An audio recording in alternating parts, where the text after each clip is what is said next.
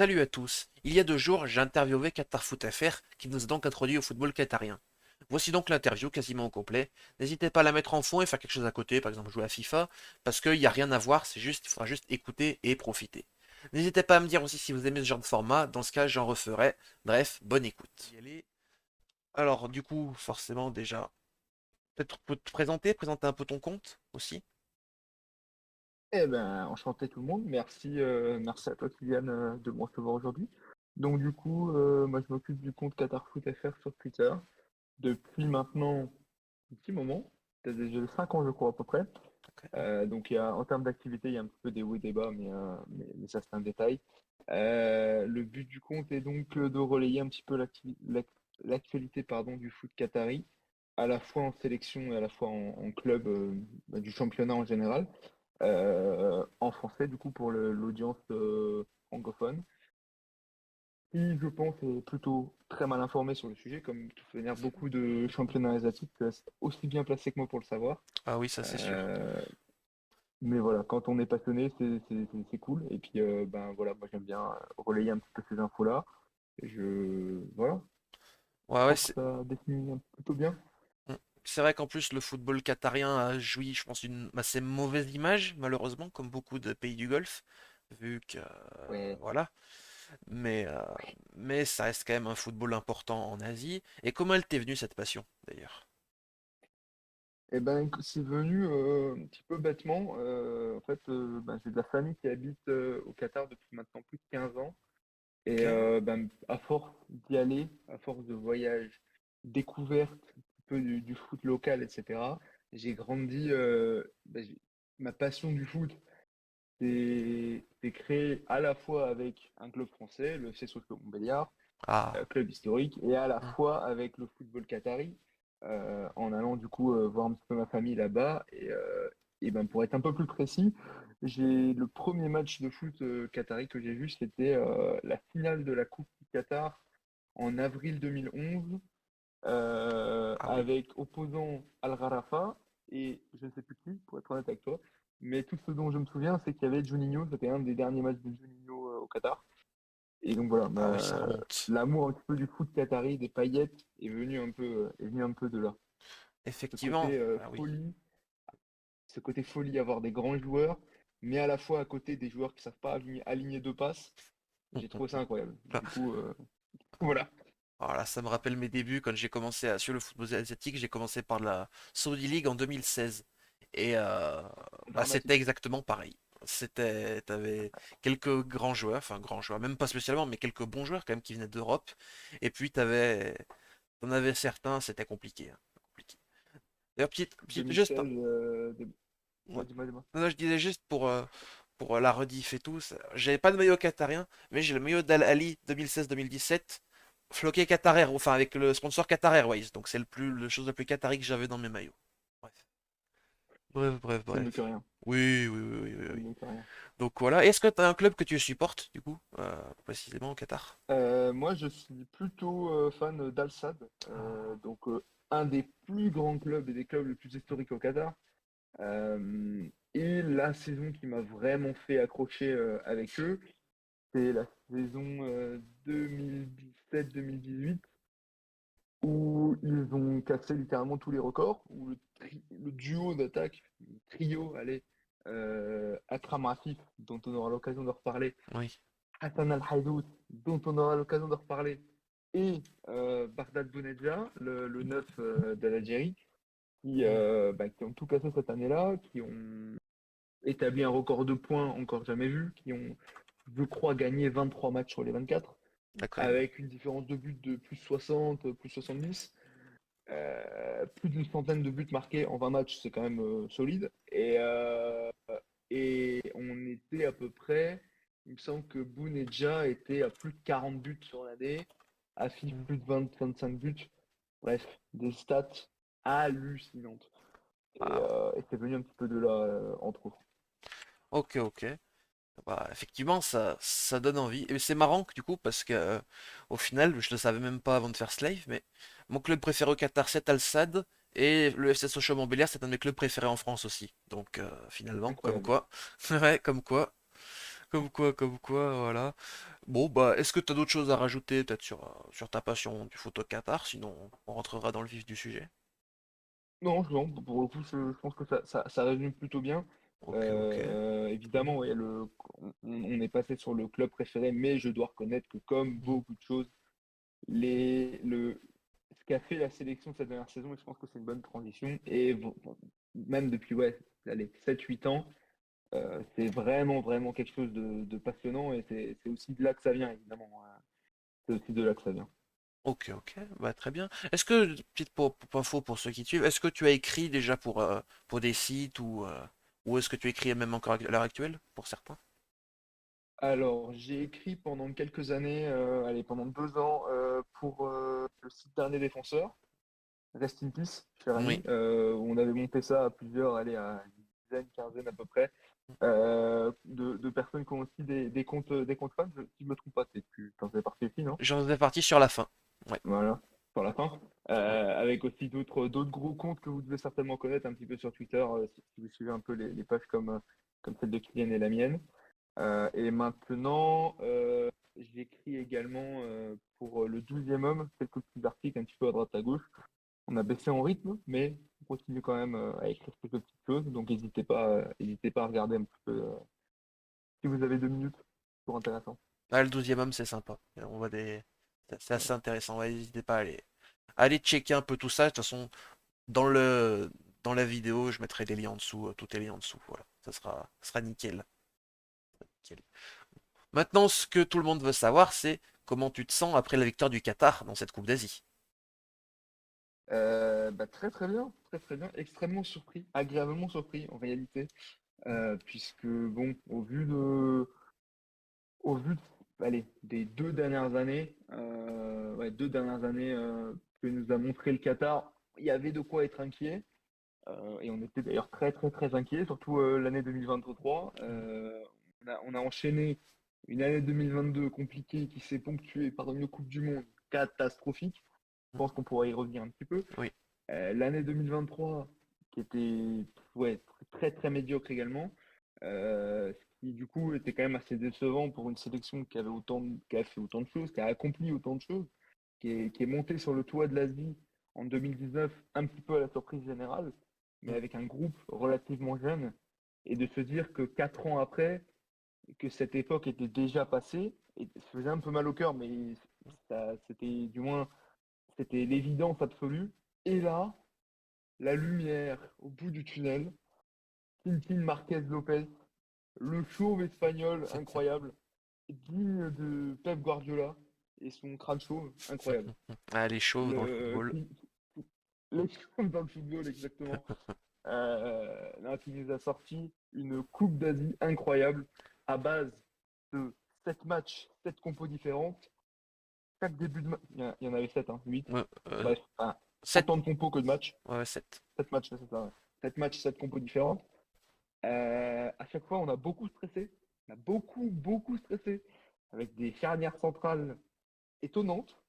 Bon, on pourra y revenir un petit peu. Des essais, des mecs de 32 ans qui n'ont jamais joué en sélection, pas, qui font pas l'unanimité en championnat, mais qui sont titularisés face à l'Iran. Bref, voilà. Ben, c'est ça. Ce genre de choses. Pourquoi pas, Mais hein. encore une fois, c'est passé.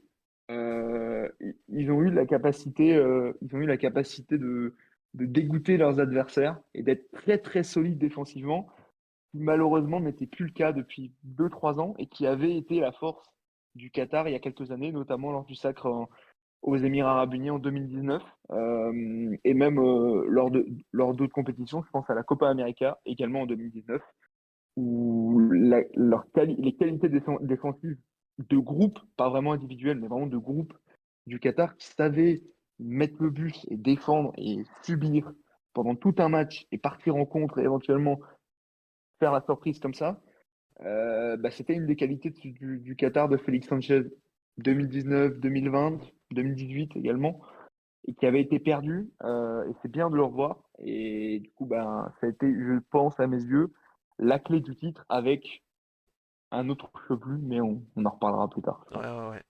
Donc très ravi, tout, pour faire court, très ravi. Et étonné, ravi, voilà. Ah ouais, ouais, bah je me doute, hein, forcément, même si effectivement, je pense qu'il y a beaucoup de gens qui ont été, on l'a vu après la finale et tout, qui étaient pas derrière le Qatar, ça reste quand même une performance exceptionnelle, vu qu'en plus, tu as du coup deux Coupes d'Asie consécutives, donc tu deviens la cinquième nation à gagner deux Coupes d'Asie consécutives, après la Corée, l'Iran, l'Arabie et le Japon. Donc tu rentres un peu dans l'histoire véritablement du football asiatique. Le Qatar, en plus deux finales de victoire, ça aussi c'est pas mal. Et Et puis c'était ces deux premières coupes. La première obtenue en 2019, la deuxième en 2023, c'est top, quoi. On sent ce côté génération dorée, quoi. Totalement, totalement. Et d'ailleurs, entre 2019 et 2023, c'est laquelle que tu trouves la plus belle? La plus belle, Oui, pour moi, était la 2019. Il y a aussi un petit côté sentimental. Puis même, enfin, il y a le côté storytelling, si on peut rentrer un peu dans le détail.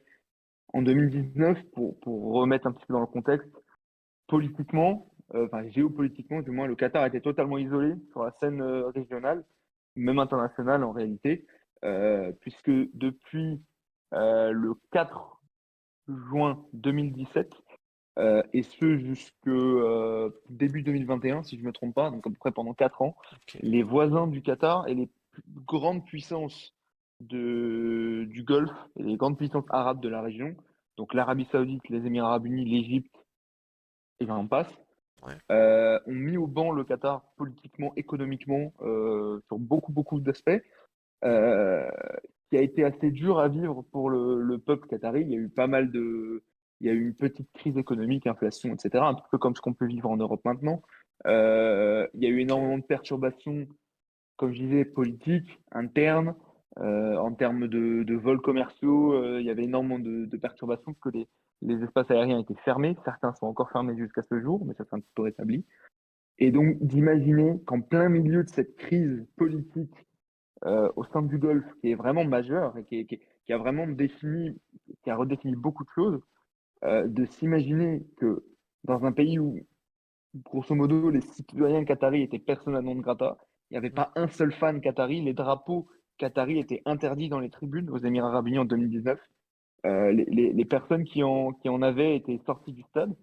Il faut se rappeler de ça un petit peu. C'était un pied de nez incroyable de se On dire débranche la petite qu'ils ont fiche. remporté le titre avec de surcroît une demi-finale 4-0 contre le pays hôte. Ça, c'est quand oui, même quelque chose. Et je trouve que personnellement, moi, j'ai préféré celle-ci. C'était aussi l'éclosion d'une très belle génération avec, on a vraiment vu, on se doutait un petit peu de son potentiel. On avait déjà vu quelques petites étincelles, mais on se doutait du potentiel d'Akram Afif. On l'a vraiment vu. ok, Almoez Ali, qui a aussi fait une super compétition, qui a terminé meilleur buteur. D'autres vieux briscards qui ont confirmé, qui ont montré de très belles choses. Bref, pour moi, celle que j'ai préférée, c'était 2019 pour toutes ces choses-là, même si celle de 2023 est tout aussi belle, enfin 2024 du coup. oui, ok, ok. Je vais juste te demander juste 2 minutes, faut que je règle un truc et ça sera bon normalement. Ouais, ça Je va. vais Il te- n'y a pas de problème. Ben, on avait plus ou moins clôturé sur le sujet Ouais, de la Coupe d'Asie préférée. ouais, ouais, Et ouais, puis, et puis voilà, ouais, donc de ce contexte un petit peu géopolitique assez tendu. Depuis, c'est résolu, heureusement pour tout le monde, mais c'était assez impressionnant. Et justement, le côté, la liesse qu'il y avait au retour, je me souviens de ces images, au retour des joueurs, la liesse qu'il y avait un petit peu dans toute la ville, hmm, au retour des joueurs, c'était vraiment célébré comme un pied de nez aux rivaux du moment. Et tu avais ce côté en plus, cette émotion-là en plus, au-delà du sportif, qui était très belle, très belle, je trouve, de mon côté. Donc voilà. ouais, mais c'est sûr, c'est ça, c'est ça, c'est ça. Du coup, je vais te demander aussi, est-ce que tu t'attendais à ce que le Qatar remporte la compétition cette année? Ou vraiment pas du tout? Pas du tout. J'avais fait un petit papier pour le 12e homme, et on en avait un petit peu parlé. Moi, mon pronostic personnel était que ça aurait été une bonne nouvelle d'atteindre allez, les quarts de finale, voire demi-finale, et que ça aurait été plutôt honorable, puisque, comme expliqué, les deux dernières années étaient très compliquées pour le Qatar. avec donc cette Coupe du Monde qu'on a tous vu, Mm. vraiment catastrophique, pas un point pris, vraiment rien de montré. Franchement, hein, il y avait rien à garder de ce Qatar-là. Et, et aussi, accessoirement, un élément important qui était qu'en un an, ouais, 12 mois, on a eu trois coachs différents. Qu'on a eu Félix Sanchez jusqu'à la fin de la Coupe du Monde, qui a été remplacé par Carlos Queiroz, aussi grand coach asiatique, mais avec une philosophie totalement différente de ce qu'on avait l'habitude de voir. Et qui, après un an très médiocre, a été remplacé donc par Tintin Marquez Lopez, qui est encore une fois style totalement différent, et a été remplacé 3 semaines avant la compétition. Donc aucune préparation, un coach que les joueurs ne connaissent pas, un groupe qui a été, au final, un groupe qui a été retenu avec pas mal de nouveaux noms, pas mal de noms qu'on avait l'habitude de voir qui n'ont pas été sélectionnés. Donc beaucoup de changements, une période un peu instable. Et je m'attendais vraiment pas à une performance de ce groupe-là. Donc beaucoup de surprises. C'est très surprenant, je trouve, ce résultat. Mais encore une fois, on prend. C'était surprenant, du moins au début, mais plus la compétition avançait, plus je trouve que ça devenait évident, en fait. Puisque malgré un visage médiocre en phase de groupe, au fil des tours, je trouve on a trouvé une grande solidité, on a trouvé une grande solidité de ce Qatar et ça avait du sens, je trouve. Donc voilà. Totalement. Dans le sens où, enfin, j'ai trouvé personnellement, et j'avais discuté pas mal du coup avec Hello quand on les cartes opposés, quand on débriefait les matchs. Au début, en phase de poule, on avait tendance à se dire que ce Qatar était chanceux. Mais au bout d'un moment, quand les scénarios se répétaient à chaque match, ça peut pas être la chance. En fait, c'est juste que tout a été bien travaillé au final. C'est qu'on pouvait se dire ouais, le Qatar a de la chance parce que les adversaires paniquent, les adversaires arrivent, enfin, sont toujours contrés quand ils tentent de frapper, leurs centres sont coupés, mais au final, c'est plutôt que les défenseurs qatariens, on s'est rendu compte, étaient très bien placés à chaque fois, notamment pour couper les frappes, qu'on savait ce qu'ils faisaient, qu'on savait qu'ils connaissaient, qu'ils comprenaient comment jouer les joueurs adverses, et qui réussissaient à petit s'installer dans leur esprit et, euh, et les pousser à la faute. Et c'est ce qu'on l'a vu. Et donc ça pouvait plus être la chance, on va dire, que beaucoup de gens, moi le premier, ont imputé à ce Qatar pendant les phases de poule, basiquement. Tout à fait. Tout Voilà. à fait. Mais au-delà de ça, après le Qatar qu'on a vu en phase de poule, on Mm, sentait ce côté rodage, mm, ce côté système nouveau, etc. Que je l'ai trouvé, on le sentait beaucoup moins sur les matchs suivants. Mais je donne un exemple, le match Qatar-Liban, le match d'ouverture. Mais quelle Oh purge, la c'était vache. catastrophique. Mm, C'était horrible. Que typiquement, contre l'Ouzbékistan, contre l'Iran, on sentait un Qatar plus assuré. mm, Au moins, voilà, ça, il n'y avait pas de doute. oui, Mais voilà. totalement. Totalement, totalement. Ouais. On va continuer un peu sur cette Coupe d'Asie, du coup. Et on parlait des matchs. Quel est pour toi, du coup, le match le plus abouti de tous? Le match le plus abouti, Oui. je l'ai trouvé. Ben, en fait, il y en a plusieurs. Mm, À la fois celui contre l'Iran, puisque ça reste quand même l'élimination sans aucun débat possible d'une des plus grosses nations du continent. mm. Je trouve qu'il y avait peu de débat sur ce match. Peut-être que tu ne seras pas d'accord avec moi, Si, si, je suis d'accord. mais Et moi, je trouve. au contraire, Ouais. même niveau arbitrage, quand tu vois le penalty du deuxième but iranien, c'était limite plutôt l'inverse, quoi. Si l'Iran Mm, avait réussi à passer, c'est limite eux qui auraient été plus contestés. c'était clair. Mais moi, j'ai trouvé que c'était celui-là le plus abouti, avec on peut dire que la finale était maîtrisée. Ce qui est un petit peu dommage, c'est le côté 3 pénaltys, 3 buts, 3 pénaltys, qui du coup, sur le papier, est un petit peu dommage. Mais je trouve qu'en termes de match et de contenu, la Jordanie, malheureusement, au-delà du fait qu'ils se sont un peu suicidés tout seuls, bah, ils ont vraiment pas montré grand-chose.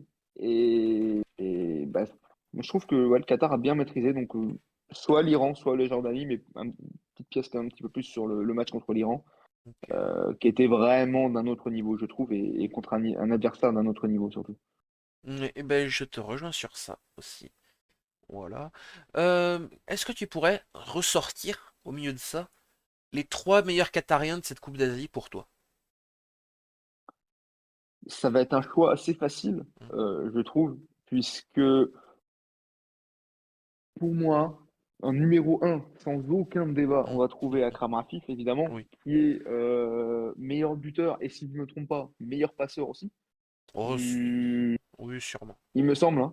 Oh, il est Je au moins dans le regarde. top 3, Oui, c'est c'est une ça. certitude. Ouais, bah voilà, ok. Ah, ben c'est ça, je Ok. viens de vérifier. 8 buts, 3 passes D. Mm, Et personne n'a fait plus de 3 passes D également dans la non. compétition. Donc meilleur buteur, meilleur passeur.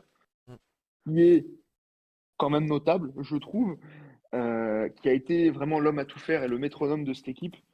Ce qui est d'ailleurs est le cas de toute manière depuis 2018, pour être honnête. Mais là, on sent qu'il a élevé son niveau de jeu et il était vraiment l'homme à tout faire de cette équipe. Donc, en numéro un, Akram Rafik, sans aucun doute. En numéro 2, je mettrais le gardien, Mechal Barcham, euh, qui a aussi montré de belles choses, qui a montré une belle solidité, qui était plutôt rassurant, qui est allez, une belle upgrade, si on peut se permettre le terme, oui. par rapport au précédent gardien titulaire qui était Sarad Achib, qui lui ne respirait malheureusement pas la sérénité, surtout ces dernières années. Beaucoup de boulettes en Coupe du Monde, beaucoup de boulettes, mais même sur les autres compétitions. Et là, on a senti une défense qui était plus apaisée, qui avait un peu plus confiance en son gardien. Et d'ailleurs, je ne sais pas si on reviendra sur le sujet, mais petite anecdote, j'ai une petite anecdote sur lui, on gardera peut-être pour la fin du live, mais qui est assez intéressante. Ok, je Et note. le troisième joueur vraiment important, qui pour moi était le meilleur sur le terrain, eh ben, en fait, non, là j'ai un doute pour le troisième. Je pourrais même en mettre quatre d'ailleurs. Ah, Mais j'ai un doute entre Hassan Al-Hajdous, le milieu offensif, notre milieu offensif capitaine, le taulier un petit peu de la sélection, qui du coup, je pense que fera sa dernière grande compétition, qui a participé aux 4 dernières Coupes d'Asie, qui est phénoménal quand on y réfléchit, et qui a été encore une fois crucial sur celle-ci, qui a apporté le côté expérience. On sentait que c'était le papa le papa de tout le monde. Surtout en l'absence de quelques autres tauliers dans le groupe. Ça, je pense qu'on pourra peut-être en parler plus tard, mais il y avait pas mal d'absents quand même dans ce groupe, dû à différentes raisons. Donc c'était vraiment lui le taulier et ça s'est senti, et on a senti cette influence-là. Mais je crois qu'en réalité, le troisième meilleur, c'est le latéral gauche de fortune, si on peut dire ça comme ça. Mais vu la performance qu'il a fait, je suis pas sûr que de fortune c'est le terme, non. mais Mohamed Ouad, qui est à la base milieu central, qui a été positionné en piston gauche, latéral gauche, qui a été phénoménal sur allez, tout le mois de compétition, qui, qui arrêtait pas de courir sur son côté. Il a apporté offensivement, mais surtout défensivement. Il a sauvé deux très très très grosses occasions contre la Jordanie et je crois contre l'Iran aussi. Il a fait un de ses matchs contre la Euh, Jordanie, c'était impressionnant, franchement. la Jordanie, il Ah était ouais. incroyable. Il a muselé El Tamari, mais un truc de fou. Mm. Et même, enfin, moi, je l'ai trouvé très très très rassurant aussi, qui, encore une fois, est à souligner, puisqu'à la base, c'est pas son poste du tout, du tout, du tout. Il a jamais joué à ce poste, ou alors peut-être en catégorie junior. Et donc, c'est encore une fois à souligner. Et ben, je souhaitais noter un petit peu cette performance-là, qui est très surprenante et assez agréable à voir pour l'avenir, puisque le poste de latéral gauche était un petit peu dégarni. Donc c'est vraiment une belle nouvelle. Donc, belle surprise aussi, le petit Ward. Ok, ok. On va revenir un peu en arrière, du coup on en parlait tout à l'heure, mais est-ce que saurais expliquer les raisons de l'échec qatarien en Coupe du Monde? Pour moi, il y en a une qui s'impose, qu'on pourrait résumer en trop de pression, le stress, etc. Puisque, pour rappel, alors, on va pas parler du groupe de cette Coupe d'Asie 2023, mais on va parler du groupe, du noyau qui était pris par Sanchez, enfin qui était sélectionné par Sanchez pendant 3 ans. Ce groupe de 23 qui, franchement, n'a pas bougé entre 2019 et 2022, était à 70-80% issu de l'académie Aspire, donc le centre de formation Made in Qatar, si on peut l'appeler comme ça.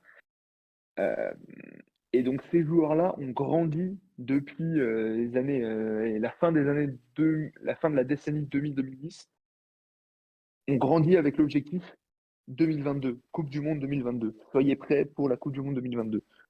Et il y avait une pression phénoménale, à la fois sur le côté politique, sur le côté populaire. Il y avait une pression énorme par rapport à ça. Et je pense que l'explication la plus simple et la plus logique est que, en fait, ils ont, je sais pas si paniquer c'est le bon mot, mais il y avait trop de pression et ils ont un peu perdu leurs moyens. Et ça s'est vu que si on revoit un petit peu les matchs avec à froid, beaucoup de buts encaissés sont dus à des erreurs en début de match, en début de mi-temps. Ça a toujours été ça, en fait. Contre le Sénégal, 2 buts, c'est sur des erreurs ridicules. Contre les Pays-Bas, j'en parle même pas. Et le match d'ouverture contre l'Équateur, Bah, bah, au bout du, les au- pénaltys, c'est des boulettes complètes, complet. Donc, contre l'Équateur, au bout d'une minute enfin, au bout de 2 minutes de jeu, c'était au, déjà du- au là. bout de 2 minutes, il y a déjà un but. Ouais, qui refusait après, mais C'est vraiment. c'est là que tu vois ce côté pression. Et c'est dommage parce qu'en fait, allez, j'imaginais qu'à la maison, poussé par le public, avec cette ambiance-là qu'il y avait un petit peu dans les rues, parce que l'ambiance était vraiment belle lors de cette Coupe du Monde, je aurais pensé qu'ils puissent faire quelque chose d'un peu mieux. Mais non, malheureusement, ça l'a pas fait. Et les conséquences, mine de rien, on le voit un petit peu maintenant, mais les conséquences de ça sont assez grandes, puisque quand on y réfléchit, il y a plusieurs membres qui étaient très influents du vestiaire, qui ont été écartés après cette Coupe d'Asie et qu'on n'a plus revu.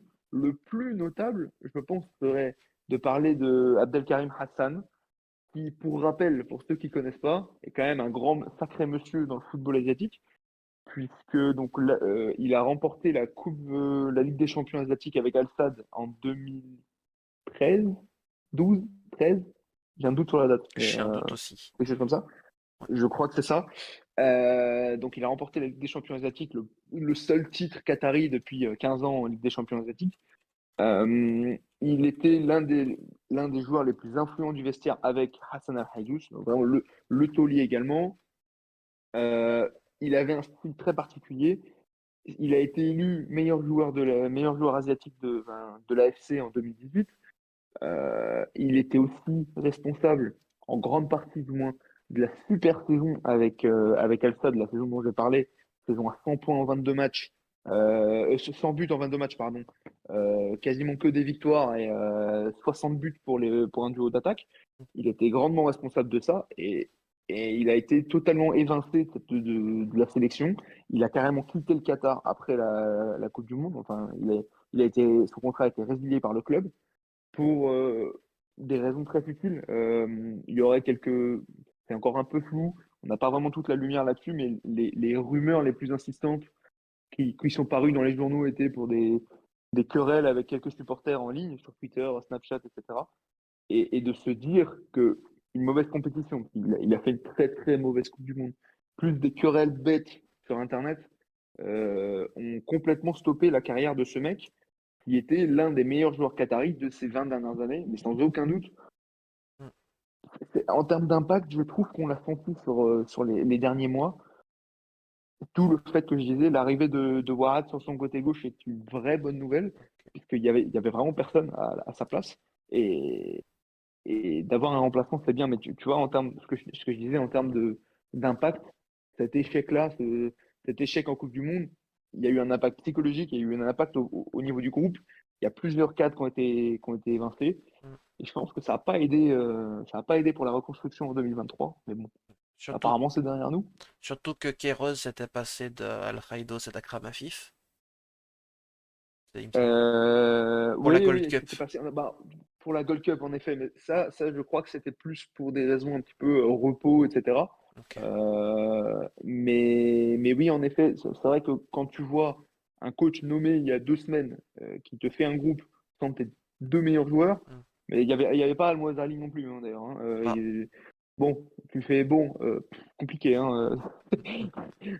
compliqué. Non, la Gold Cup, c'était. Allez, moi j'ai oublié déjà. Oui, c'était une Le parenthèse. 4-0 contre Panama, moi c'est bon, j'ai oublié. Ah ouais, voilà. Et du coup, pour revenir à juste tout à l'heure, j'ai checké, c'est 2011 du coup, Al-Sadd. 2011, ok. Voilà, Donc voilà. voilà, mais grand monsieur, Oui, grand je monsieur. souhaitais en parler pour rendre hommage à ce monsieur. Sa patte gauche incroyable, ses boulets de canon incroyables, ses frappes de 30 mètres à 110 km/h dans le but. Ça, Ah, ça m'a manqué ça. Le football qu'on aime. Bon, bon, des- Voilà. c'est ça, le football qu'on aime. Bon, bon, des fois, enfin 90% du temps, il tirait, il allait tuer des pigeons, mais quand ça passait, c'était beau. Voilà. Donc, rien à dire. Voilà. Et à part lui, il y a eu qui comme absent majeur du coup à cette Coupe d'Asie, tu trouves? Alors, on note l'absence de Karim Boudiaf, Ah oui. qui est donc franco-marocain, naturalisé qatari depuis presque 10 ans maintenant, qui était un grand, grand, grand Mm. membre de l'équipe au milieu de terrain. Ça s'explique par une vraie baisse de niveau, honnêtement, mais aussi par un choix du coach, hein, tout simplement. Et donc lui, pareil, bah, ça fait 6 mois qu'on l'a pas vu. Et honnêtement, je pense qu'on le reverra plus. Vu son niveau actuel, on ne le reverra plus. Malheureusement. Euh, Mm. Hassan Madibo, qui lui, par contre, est plus jeune, qui avait éclos en 2019 lors de la Coupe d'Asie, qui est qu'on avait surnommé à la fin de la Coupe d'Asie comme le N'Golo Kanté qatari, pour dire, hein. Donc Oui. c'était un fils qui avait beaucoup, beaucoup, beaucoup d'abattage sur le terrain, qui récupérait beaucoup de ballons et qui était assez important à la récupération du coup pour apporter une assise défensive stable. Et lui, qui a expliqué son absence, c'est donc d'un côté soit du coach, mais aussi beaucoup de blessures entre 2020 et Ok. 2022, grosses blessures assez sérieuses qui ont entamé un peu sa capacité physique, qui du coup est embêtant pour un joueur dont la Oui. seule qualité est le physique. C'est Effectivement. embêtant. Mais Effectivement. du coup, voilà, lui aussi était absent. Et, euh, et là, alors là, on va parler de quelqu'un. Il va aussi, attends, non, s'il était là, non, s'il était là. Mais par contre, l'autre membre important qui Oui. était présent, mais pas du tout titulaire, c'était Bouralem Khoury, le défenseur central d'origine algérienne naturalisé, pareil, il y a un peu plus de 10 ans, euh, qui lui a été écarté. Je crois qu'il a joué un match, ou il a joué quelques bouts de match à droite à gauche, mais il a très peu joué, alors que c'était le central titulaire indiscutable depuis 7 ans. Et ça, c'était une surprise, même s'il était dans le groupe, hein, mais il a très très très peu joué. Et il a été remplacé au profit de d'autres profils qu'on connaissait que très peu. Ok. Paris payant, Mm. mais Paris osé. On doit le reconnaître. Effectivement. Effectivement. Il manquait aussi Muntari qui était blessé, non? Qui était blessé, évidemment, Ouais. j'ai oublié de le mentionner, Ouais, mais ouais. évidemment, son influence était quand même moindre, Ouais. Mais c'était mais le tout à fait, il n'était pas dans le groupe. seul buteur du Qatar à la Coupe du Monde. Mohamed Muntari. En effet, oui, en Ouais. effet, pardon, oui, oui, en effet, seul buteur, Ouais, ouais. ce qui, encore une fois, quand on y réfléchit, Mm. un des joueurs les moins influents sur les 6 dernières années, c'est le seul qui marque. C'est dramatique. Vraiment. C'est pour démontrer Mm. le drame qu'a été cette Coupe du Monde 2022 pour le Qatar. Mm. Pour la sélection qatari. Parce que le pays, Oui. ça s'est très bien passé. Oui. Ok, ok. Voilà. Quelques mots du coup sur la période de Kéros ou ça Sans dit- commentaire. Non, je Sans rigole. commentaire. Non, je Non, rigole. on peut pas. Non, non, je rigole. Non, non, c'était très, très, très dur. Beaucoup de déceptions. Sans surprise, si vous connaissez un peu le style de Kéros, bah, c'était très timoré, très défensif, peu d'ambition dans le jeu. C'était, voilà, ouais, peu d'ambition dans le jeu. En quelques mots, peu d'ambition dans le jeu. Et je pense à des matchs, bah, ouais, qui font peur.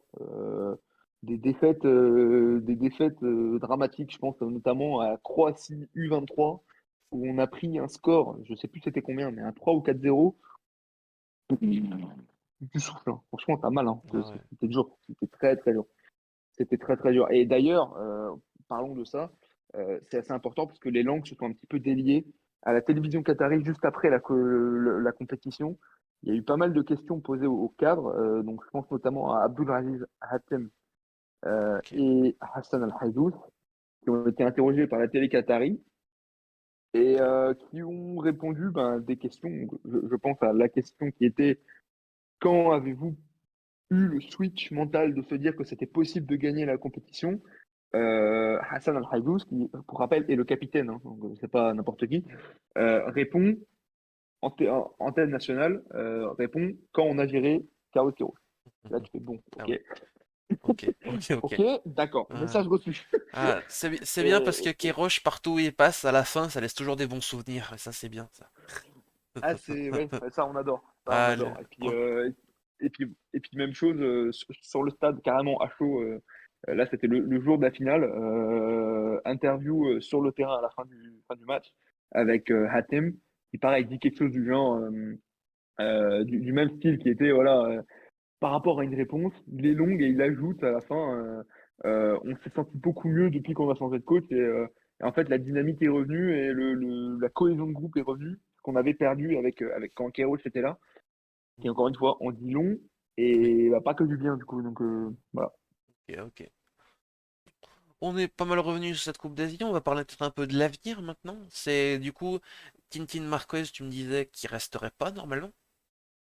Ben, beaucoup de questions puisque apparemment donc sur les dernières infos qu'on a pu voir dans les différents journaux, c'est que émanant un petit peu des suiveurs et des informations de la fédération, qu'apparemment ils essaieraient quand même de le garder, Ah, qui je pense serait quand même une bonne décision au hmm, vu de ce qu'il a pu montrer en termes ne serait-ce que juste d'ingéniosité tactique, ne serait-ce que ça fait du bien, ça ferait un bien fou. Mais en effet, le plan initial était en fait comme une période d'intérim, puisque donc pour info, Tintin Marquez est toujours le coach d'Al-Wakra. Al-Wakra qui, pareil, parlons un petit peu de ça, tant qu'on parle de Tintin Marquez, hmm, Tintin Marquez est arrivé à Al-Wakra quand ils étaient en deuxième division. C'est un club historique au Qatar, mais qui n'a rien fait depuis 30 ans et qui, depuis son arrivée, est revenu en première division. Et en l'espace de 2 saisons, il a fait d'Al-Wakra un prétendant au titre très sérieux. Et Al-Wakra a retrouvé l'Europe, pardon, oui, a retrouvé le vas-y. championnat continental cette saison, après voilà, des années d'absence. Donc son travail était admirable avec Al-Wakra, pardon. Et donc, théoriquement, il est toujours sous contrat avec eux.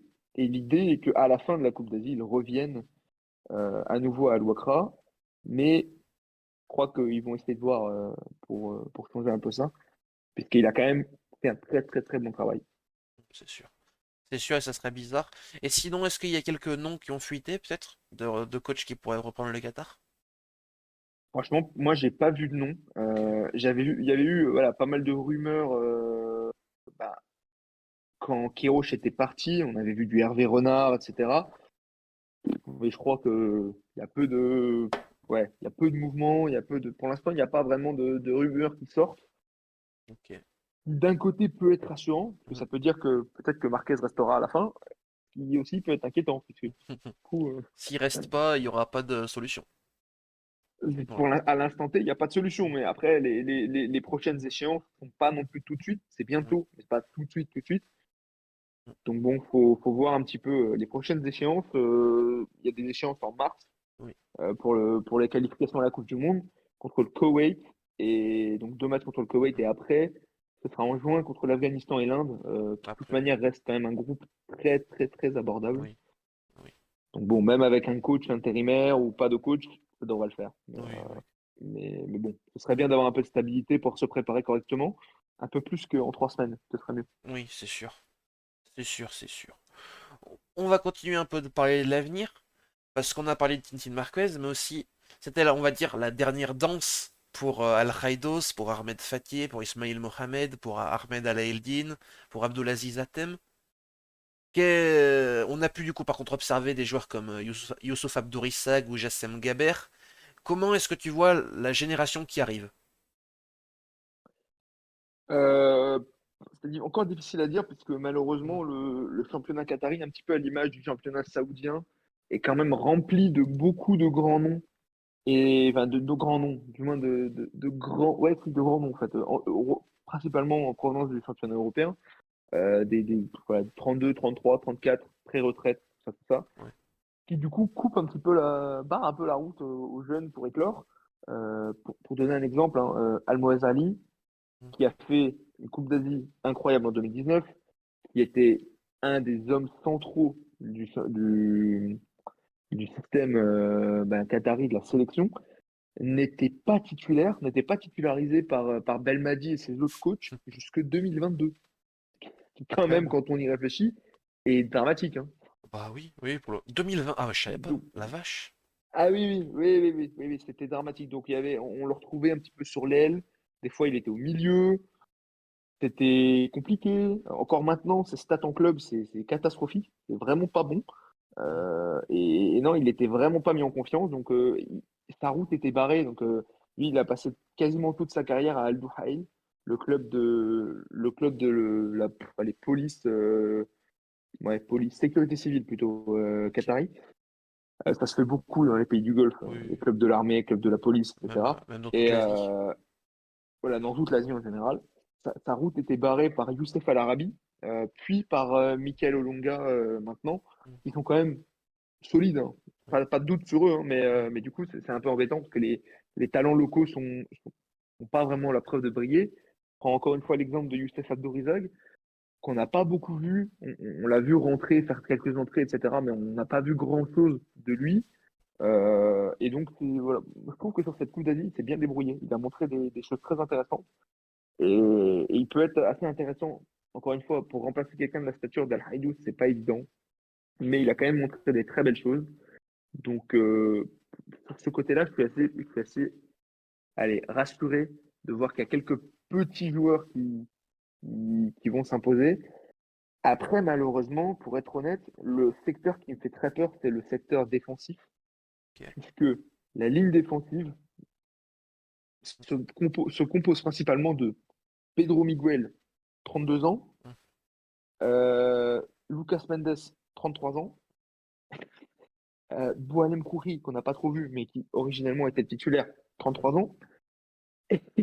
Et du coup, bon, moi, Ahmed Ouad, qui lui, par contre, est plus jeune, donc là-dessus, pas de problème. Mais la ligne défensive, Mm. et c'est plus ou moins sa dernière grande compétition. Oui. Et par contre, derrière, c'est compliqué. C'est très, Compliqué. très compliqué. On a du Bassam Al-Raoui ou du Tarek Salman, mais c'est pas vraiment au niveau. Donc, bon, Mm. ça m'inquiète un peu plus. Ok. Mais le reste, côté milieu de terrain sur les ailes, on a du monde. Même Jassem Gaber qui a fait aussi quelques belles prestations. Abdul Salam aussi, qui a montré, pardon, c'est Jassem Gaber, excuse-moi. En général, même montré des belles choses. Il y a d'autres petits jeunes qui arrivent, Mm. notamment le neveu Rabat d'un Madjer. certain Madjer, Ouais. Rabat Madjer exactement, qui arrive petit à petit, s'il ne choisit pas la sélection algérienne.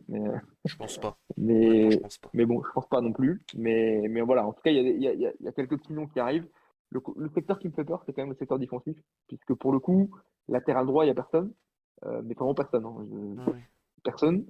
Défense centrale, ça va, mais latéral droit, c'est catastrophe. Donc, bon. Et Faudra quand on voit le bricoler. travail qu'a fait. Pardon? Faudra bricoler comme avec Mohamed Ouad. C'est ça. Voilà.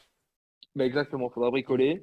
Et puis surtout, quand on voit ce qu'a pu montrer Pedro Miguel sur cette Coupe d'Asie encore, voilà, c'est un peu inquiétant, hein. Donc, ouais, faut voir. Faudra voir comment ça se passe, mais je pense que ces hommes-là vont nous manquer. Donc voilà. Surtout, je note aussi quand même, on n'en a pas parlé, hein, mais Lucas Mendes, qui était laissé sur le côté depuis 4 ans par Félix Sanchez. Il avait ses nationalités, tout ça, mais il n'a jamais été sélectionné. Première compétition avec le Qatar, incroyable, hein, le monsieur, hein. Donc, Mm. franchement, respect, hein. Mm. Il a fait un travail incroyable, franchement. Donc, bon, Surtout à partir des huitièmes, ouais. voilà. Ouais, ouais. Surtout à partir des huitièmes, en effet. Mais oui, Mais même totalement. avant, franchement, moi, je trouve qu'il était solide.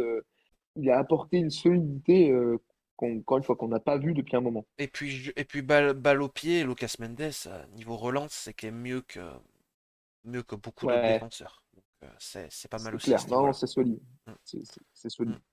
Parce que du coup, l'an dernier, donc j'avais été au Maurice Révélo et j'avais pu voir du coup le Qatar U23 qui jouait. Et Ok. effectivement, c'était pas très très rassurant. Que Ah non, non, c'est pas rassurant du tout, hein. Madjer, ça allait.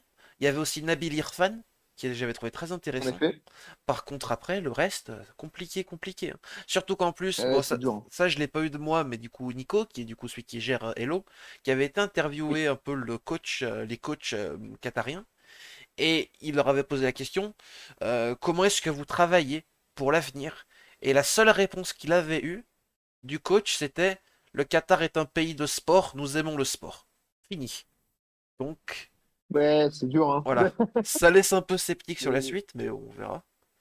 ouais, Mais voilà. c'est pas évident, non, mais surtout, en fait, c'est un peu ce que je craignais, mais j'ai l'impression que justement, tout a été mis pour montrer un beau visage à la Coupe du Monde 2022. Dommage, ça a raté, mais voilà, on va rien dire. Mais du coup, j'ai l'impression que les gens qui sortent de l'Académie Aspire, c'est un peu mort. Puis tous les partenariats qu'il y avait eu avec, avec des clubs un petit peu partout, je pense notamment à Eupen, Mm. au Last Linz en Autriche. Il y avait aussi à Gijón, je crois, en Espagne, Oui. où il y avait eu un petit peu des rachats par des personnes influentes au Qatar et des partenariats liés avec Aspire, bah, Mm. qu'on voit plus trop maintenant. Donc Effectivement. c'est un petit peu inquiétant. C'est un petit peu inquiétant, donc à voir à terme, mais ouais, c'est pas rassurant tout ça. Maintenant qu'on est sur la Spire, justement, où est-ce qu'elle en est la Spire, basiquement? Parce qu'on a peu de nouvelles. Je- j'ai pas de nouvelles non plus, Ah, plus personne n'a de pour être nouvelles? honnête. Ouais, on n'a pas trop de nouvelles. C'est un peu, Ok. ouais, il y a pas trop de nouvelles, ce qui est dommage. Qui est dommage parce qu'encore une fois, ça a sorti des bons joueurs, mais depuis, on voit plus grand monde. Et j'ai l'impression que ça a été un peu, voilà, bon, pas stoppé, mais mis en pause. Ou du moins, les investissements ont été calmés. Et ça se voit aussi, puisque Aspire avait aussi un centre en Afrique de l'Ouest, si je me trompe pas, au Sénégal, si je me trompe pas. Euh, et bah ça aussi, ça a été arrêté il y a quelques années. Ce centre-là avait notamment permis l'éclosion d'un certain Moussa Wagué, Ah, grand espoir qui n'a jamais trop éclos, mais qu'on a mais quand grand même vu un petit espoir. peu. Mm. Voilà, grand espoir qu'on a vu au Barça, qu'on a vu à Nice, qu'on a vu à Eupen majoritairement, Mm. et qui est je ne sais plus où maintenant par contre, mais Oula. Dans les voilà, ça c'est méandres une du très bonne football, question. on ne sait où, mais... Qui est à Anorthosis en Grèce, Ah, et bah... qui est passé par Gorica en Slovénie, ah, et voilà, bah, c'était compliqué, donc bon, voilà, ouais. dommage. Mais voilà, il y avait eu quelques petites choses un petit peu voilà, au Sénégal, etc. Mais là, maintenant, il n'y a plus rien depuis quelques années. Donc bon, à voir ce que Ok. ça va donner, mais c'est pas très rassurant. La Spire, pour l'instant, on n'a pas trop de nouvelles. Donc, Du coup, on a une formation qui se concentre davantage sur les académies de clubs, du coup. c'est ça. Sur les Ok. académies de clubs, qui malheureusement, encore une fois, comme évoqué, Mm. ben, donnent que très peu de chance à leurs jeunes. Donc c'est voilà, c'est symptomatique un petit peu de ces pays-là, comme on a pu voir en Chine Oui. à l'époque 2016 où il y a eu énormément de recrutement, Mm. comme on va peut-être voir à l'avenir en Arabie Saoudite, Bon, c'est déjà le cas, hein. comme voilà, C'est déjà le cas en c'est déjà Arabie. le cas de toute façon. Mais je pense que ça va pas aider Non. d'avoir un Cristiano Ronaldo qui prend la place d'un Salam Al-Dossari par exemple. Tu vois, Mais ce typiquement, qu'il y a, c'est que surtout en plus, le problème, c'est qu'on petit parlait sur la Ligue saoudienne, le quota de joueurs étrangers est constamment repoussé. Bientôt, on va être à 10. oui, bah oui, Du coup, bah, il y aura plus de place pour les c'est locaux à terme. énorme 10. Oui, 10 vraiment. c'est énorme Bah, quand tu quand vois on y les autres pays réfléchit. en Asie, c'est 4-5, 10 en Arabie, c'est énorme. Qatar, c'est 4, deux étrangers complets et 2 asiatiques. Donc, Ok. il y a quand même un petit peu ce côté asiatique, mais du coup, ça limite quand même ça limite un petit peu les choses. Mais malheureusement, les, les coachs au Qatar, en fait, c'est, comment dire, ce qui est un petit peu dommage, c'est qu'il y a énormément de pression sur les clubs, sur les coachs des grands clubs, Mhm. des clubs historiques comme Al Sadd, Al Duhail, Al Rayyan, etc. On a vu avec Laurent Blanc qui a sauté en 6 mois, mais parce que pour des mauvais résultats. Al Duhail qui a changé de coach je ne sais combien de fois sur les 2 dernières années, Mhm. qui a encore un coach différent. Bah, maintenant, je crois que c'est Christophe Galtier, si je Oui, ne me trompe pas. justement, il y a des gens qui se Euh, posaient la question, comment ça se passe, Christophe Galtier? alors, rappelle-moi quand est-ce qu'il est arrivé, tu sais, à peu près. Il a dû Fin arriver un d'année peu après. 2023, si je ne me trompe Ouais, pas. fin d'année 2023. Si je me trompe pas, attends, laisse-moi vérifier. Ouais, oui, bah voilà, attends, il était déjà là. Laisse-moi vérifier. Pas que je te dise de bêtises. Bon, eh ben écoute, pour te donner un bilan, en Mhm. Ligue des Champions asiatique, ça va. Oui. Par contre, en championnat, c'est une catastrophe complète. Ah. Ouais, c'est une catastrophe. Donc, Mhm. franchement, Al Duhail, pour l'instant, qui, pour rappel, aux personnes qui connaissent pas trop, était l'un des plus gros clubs entre 2016 et 2022. qui a quasiment tout gagné sauf en 2019 et en 2021, qui écrasait le championnat sans aucun doute, et maintenant sixième à 16 points du premier Al-Sadd, Ah, ah qui est oui. beaucoup quand même, 16 points au bout de 12 journées. C'est beaucoup. Au bout de 12 journées? Ah oui, la vache. Ouais, ouais, c'est beaucoup. Ah oui, oui. Du coup, bon, c'est compliqué. C'est pas 16, c'est 14, pardon, je ne sais Ah, pas compter. Mais oui, voilà, mais c'est bon. quand même beaucoup. Oui. Voilà. Donc, du coup, ouais, c'est très compliqué. Donc, non, c'est pas terrible. Non. Égalité, c'est pas terrible. Et du coup, ouais, mon point était beaucoup de pression sur les coachs qataris des gros clubs. Du coup, on leur laisse pas vraiment le temps de travailler et on leur laisse pas trop le temps de faire des tests. Hmm. Du coup, bah, dès qu'ils font des tests et que ça marche pas, c'est un peu le syndrome PSG qu'on avait pu voir avec Unai Emery, avec Thomas Tuchel, etc. Ils essayaient de mettre un peu leur philosophie, ça mettait un peu de temps à prendre, puis on leur disait, bon, bah, fais demi-tour, fais marche arrière, remets ce qui marchait. Ouais, je Donc, vois. du coup, ben, c'est dommage. Ça, ça bloque un peu, ça bloque un peu tout ça. Ouais, c'est sûr, c'est sûr. De toute façon, on reparlera un peu Voilà. du championnat plus tard. Avant ça, Ouais, on ouais. parlait de la formation. Tu n'es pas sans savoir forcément qu'il y a enfin beaucoup, il y a des jeunes qui viennent un peu partout, qui ont rejoint le Qatar encore récemment. Je pense à Isaac Hadji, Giovanni ou Ibra Bamba. Est-ce que c'est dans Tout les à fait. plans du Qatar de les naturaliser à terme? Ben, on verra bien. Ce serait. Alors, je trouve que ce serait dommage et que ce serait assez surprenant d'ailleurs, puisque c'est ça n'a pas été la politique depuis plus de 10 ans du Qatar de naturaliser des gens. En fait, le football qatari a eu, je trouve, deux phases. Enfin, Hmm. deux phases. Non, il y en a eu plusieurs, mais Oui, là, il y a eu un changement de politique à la fin des années 90, début des années 2000, où on s'est dit naturalisons tout le monde, naturalisons la terre entière et ramenons des gens. Donc, on a eu des gens comme Sébastien Soria, comme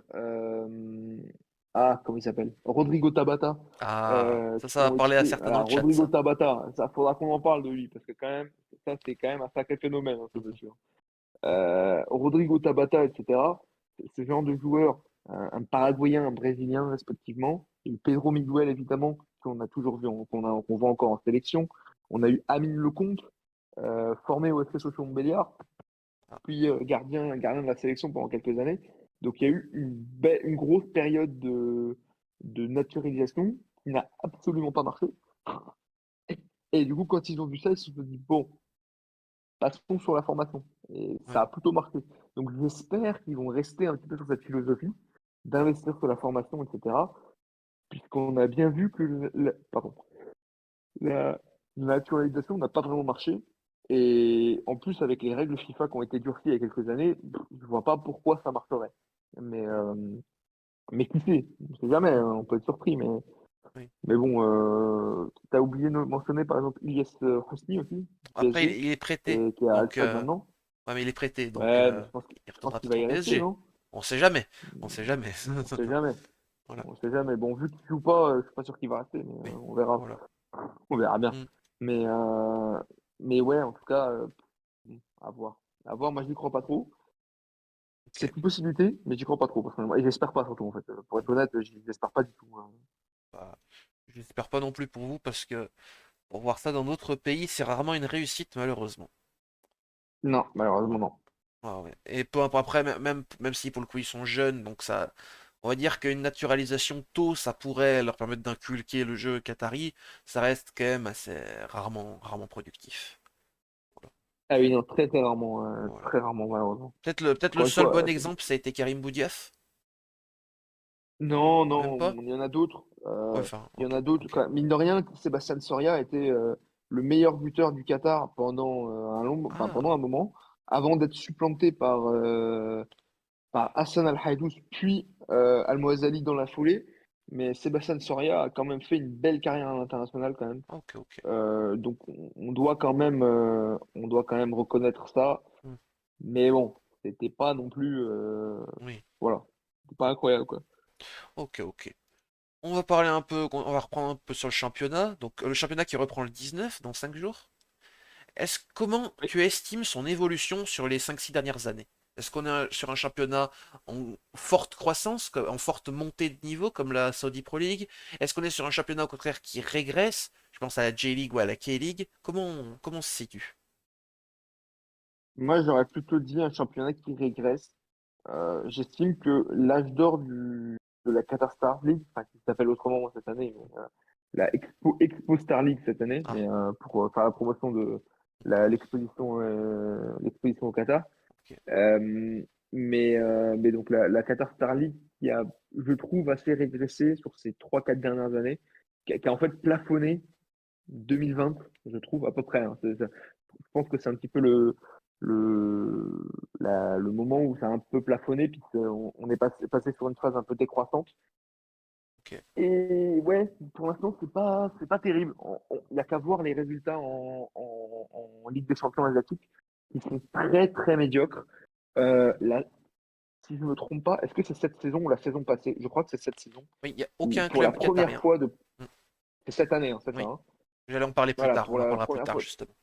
Voilà, on en parlera plus tard. Mais du coup, c'est clairement enfin, voilà, sur une phase descendante, qui est assez dommage, puisqu'il y a quand même des belles choses à faire avec ces clubs qataris. Il y a de l'argent, il y a des règles souples, mais pas trop, mais quand même un peu souples. Il y a une belle génération qatari. Euh, et voilà, ouais, c'est un petit peu dommage. On y a cru en 2019, j'y ai beaucoup cru du moins, en 2019 pour Al Sadd. Il s'est fait sortir par le terrible et incroyable Al Hilal, qui était juste intouchable sur ces dernières années. Oui. Mais je crois qu'à partir de ce moment-là, on a plus trop, on a trop rien vu entre Al Duhail et Al Sadd, qui étaient les deux seuls clubs qui portaient un peu le pays sur la scène continentale. Bah, malheureusement, ils ont fait que décevoir. Donc bon, voilà, On décevant. peut en parler maintenant même, parce que du coup, effectivement, cette année, pour la première fois depuis longtemps, pardon, pour la première fois depuis longtemps, pas de club qatarien en huitième. Alors, certes, Tout à fait. enfin, pas aidé plutôt par le fait que les quatre clubs saoudiens se sont qualifiés. À part ça, il y aura aussi du coup deux clubs iraniens, non, un club iranien, pardon, deux clubs ouzbeks et un club émirati. Mais effectivement, Ouais. pas de club qatarien en huitième. C'est rare pour le souligner. Surtout qu'on reste d'autant plus sur la fin que le dernier club qatarien à avoir joué à la Ligue des Champions, enfin du moins celui qui était le plus loin sur l'édition précédente, c'est Al Khail qui est sorti en demi après une défaite 7-0 contre Al Hilal. Donc, effectivement, la C'était il y a SDL, 2 ça ans, devient non, c'est ça? compliqué. Non, non, c'était sur la dernière édition. La dernière, c'est ça, ouais. Ouais, Ouais, non, bah oui, ouais, oui, oui, mais oui, exactement. Oui, oui, oui, voilà. tout à fait. Tout à fait. Des grands moments, des grands Ah souvenirs. oui. Mais bon, Al Hilal, le bourreau de beaucoup, beaucoup de clubs qatariens. Hmm. Sur ces dernières années, il y a 2022, je crois, et bah 2019, et je crois qu'il y en a même une autre en tête. Mais Al Hilal qui a fait beaucoup, beaucoup, beaucoup de mal. Mais en même temps, encore une fois, ils ont été tellement forts que, bah, ouais, rien à dire, hein. Rien à dire. Là, en 2022, intouchable, surtout en 2019. Mais ouais, 2022, ils étaient très forts aussi. D'ailleurs, la défaite contre les Red Diamonds, faut en parler aussi. Ça, Hmm. Oui. ça c'est encore un sujet. Oui, oui, ça c'est c'est la magie de la CL, ça. Mais bon, Tout à fait. après ça reste Tout à une fait. compétition quand même à part, dans le sens où tu sais pertinemment que les clubs saoudiens la joueront beaucoup plus sérieusement que tout le monde. Donc Oui, c'est aussi quelque chose à noter. tout à fait. Bah, Mais voilà. Arabie Saoudite, grande nation de football, hein, les gens l'oublient. Hmm. Les gens ont ce côté un petit peu, allez, le côté argent, etc., Hmm. masque un peu ce fait, mais l'Arabie Saoudite est un très, très gros pays de football. Il n'y a aucun doute Voilà. là-dessus. Il n'y a L'Arabie. qu'à voir un stade, il n'y a qu'à voir Ouais. un derby de Riyad pour comprendre, hein. Ouais. Et même historiquement, on rappelle que l'Arabie a gagné plus de Coupes d'Asie que la Corée du Sud, par exemple. Donc, Tout c'est à vrai que fait, non, tout à fait. c'est une des stats impressionnantes, mais c'est la réalité. Surtout que voilà, c'est pour un peu répondre à ceux qui disent que le football saoudien n'a pas d'histoire. Bon, c'est juste un des footballs avec le plus d'histoire en Asie. Mais bon, bref. Non, tout à fait. Voilà, voilà. On va repartir encore un peu sur les clubs, du coup. Euh, Moi, je regarde pas trop la QSL, j'avoue, parce que j'ai pas trop le temps. Mais est-ce que tu aurais une équipe intéressante à voir jouer, à conseiller? Bah, Al-Wakra, du coup, on en a un petit peu parlé tout Ok. à l'heure. Le Al-Wakra de King Marquez, du coup. Enfin, qui j'espère ce sera plus Marquez, mais on verra, Hmm. qui pour le coup est vraiment en vogue ces derniers temps, qui a fait des très bons résultats, qui joue bien pour les moyens qu'elle a, encore une fois, parce que c'est contrairement aux autres équipes, il n'y a pas vraiment de très grand nom international dans le club. Allez, le meilleur joueur, du moins le plus connu, ce serait Gelson Dalla, qui est pas non plus, Oui, c'est pas. qui est très bon, hein, mais qui est pas non plus la star internationale. Hmm. Quand on compare par exemple à l'effectif d'Al-Sadd, qui va compter Bardad Bounedjah, Gonzalo Plata, Matteo Uribe, euh, il y a aussi Yassine Brahimi, Al Rayyan, je crois. Oui. Voilà. Al Rafa, pardon. Ah oui, peut-être. Bref, J'avoue, je sais plus. il y a Michael Olunga Al Duhail, enfin, des Hmm. très très très gros joueurs un peu partout. Hmm. Et Philippe Coutinho aussi, on l'oublie, hein. Oui. Philippe Coutinho quand même, hein. Yeah. Voilà, et ben au final, ce Al Wakrah là, avec des moyens plutôt modestes, est actuellement deuxième à 4 points d'Al-Sadd. Bon, Al-Sadd, sans surprise, mais qui a fait des très bons résultats, qui a tenu tête à de très grands clubs, qui a gagné contre Al Rayyan, qui est aussi un grand club, qui a tenu tête à Al-Sadd en début de saison, 0-0.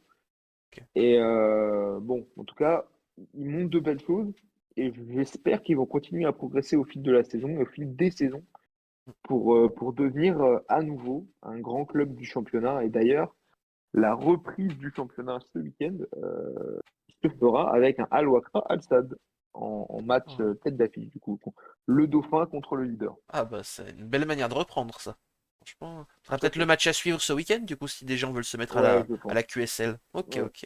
Je pense que ce sera le match à suivre, même si un petit Al Duhail Al Arabi, pardon, même s'il y a malheureusement que peu d'enjeux pour ce match, Hmm. ça reste une grande rivalité. Al Arabi qui est un très grand club qatari également, Al Duhail aussi. Bon, Ok. c'est toujours un match intéressant, surtout du côté des tribunes, mais voilà. C'est quoi, du coup, les grandes rivalités du championnat qatarien? Eh ben, il y en a plusieurs. Il y en a plusieurs. La rivalité, on va les classer en rivalité plus historique et rivalité un petit peu plus compétitive. Donc en rivalité compétitive, on va retrouver la rivalité entre Al Duhail et Al Sadd, qui sont du coup les deux clubs les plus titrés, les deux clubs qui se sont toujours un petit peu affrontés au top niveau tout en haut du championnat. Euh, on va aussi trouver la rivalité entre Al Sadd et Al Rayyan, qui est un petit peu considéré comme le classico qatari, Ok. entre deux clubs qui, à nouveau, très grande histoire, très grands joueurs, qui ont des fois fait un petit peu faux bond et qui sont passés d'un club à l'autre. Beaucoup de rivalité. Et en fait, cette rivalité peut s'expliquer par le côté Al est une ville, et Al Sadd est l'un des plus grands clubs de Doha. Donc, côté un petit peu rivalité entre deux villes, chacun Ok. défend sa ville, etc. On peut le retrouver un petit peu comme ça. Et la dernière grande rivalité, ça va être entre Al Rarafa et Al Arabi, pardon, Ok. qui sont aussi deux grands clubs avec une belle histoire, un petit peu moins que les autres, mais qui font partie du Big Four du championnat en général. Et souvent, ça donne des beaux matchs, et encore des beaux matchs surtout du point de vue des tribunes. Il y a pas mal d'ambiance, et Ok. c'est assez beau à voir, parce que c'est assez rare, surtout pour le souligner. Ok. Parce que bah, je suppose que comme en Saudi Pro League, les affluences fluctuent beaucoup. Qu'est-ce qu'on est à peu près en Ouais. moyenne? En moyenne, c'est faible. Oui. Si on prend la moyenne, je crois qu'on n'est même pas à 2000 Ok, ouais. par match, Hmm. même moins que ça. Je crois qu'on des fois on est Ok. à 1000 par match. Ok. Et par contre, Plus lors des d'un- grosses affiches, t'arrives à monter à combien? Lors des grosses affiches, on peut monter à un stade de Lusail à guichet fermé. Donc le stade de Lusail Ah oui. il y a 62 ou 82 000. 82 000, non, c'est ça? Oh, enfin, immense en tout cas, oui, oui, oui. Ah Il oui. est immense, voilà. Je crois que c'est 82 000, hein. Oh. On va le retrouver guichet fermé. Mais ce qui n'aide pas sur les dernières saisons, c'est que, comment dire? Alors, c'est 88 000 places. Et du coup, on l'a eu à guichet fermé pour une finale de coupe, Ah ouais. euh, du coup, qui opposait Al Sadd à Al Duhail. C'est pour l'inauguration du stade en plus. Donc, tu peux imaginer le monde que c'était.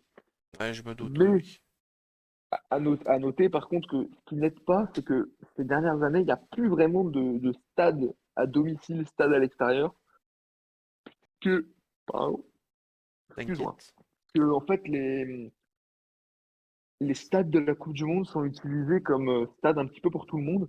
Et très souvent, on va retrouver donc. En fait, non, on va dire que les matchs de championnat sont joués sur 5 stades.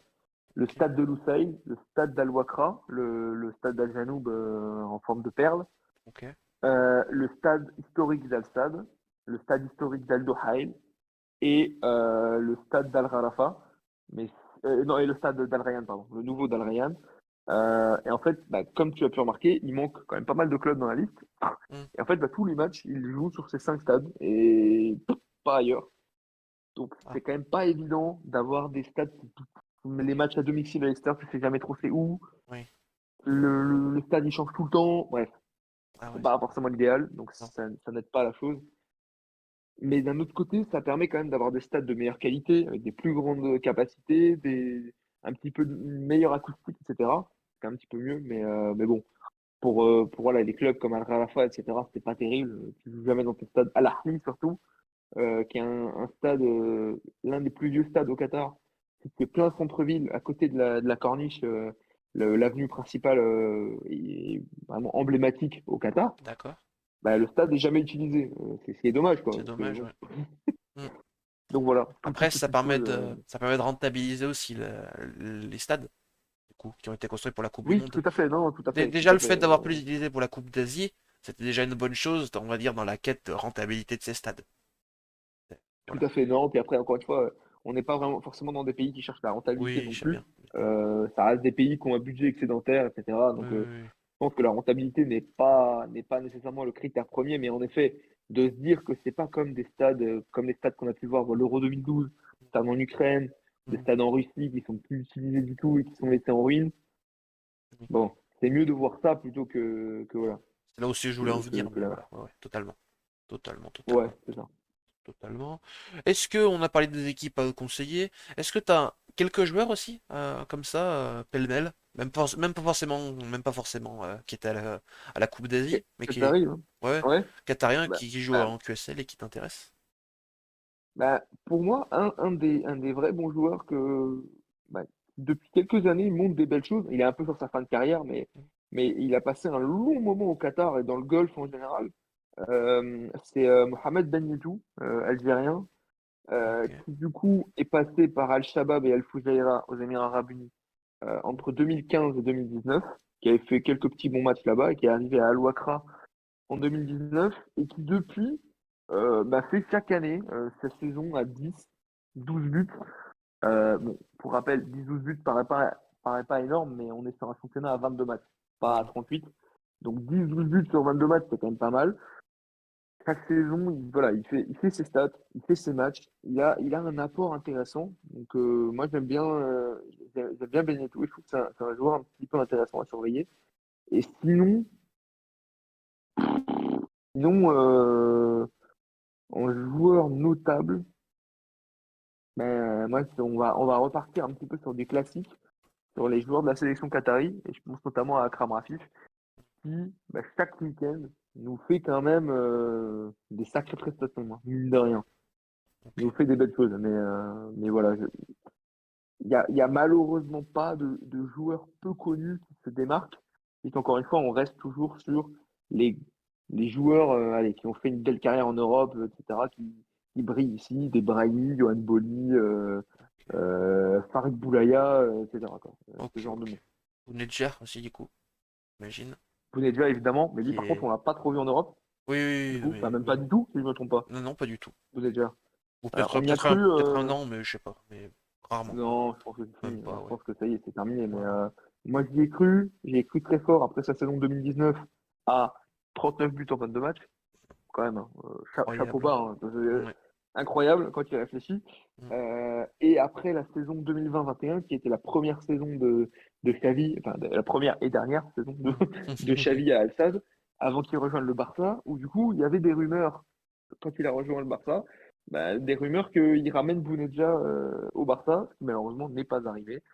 Ouais. Mais j'y ai beaucoup cru à ce moment-là, parce qu'il sortait quand même également d'une saison à 21 buts, 18 matchs, Mm. ce qui encore une fois est très notable. Ouais. Donc bon, Mm.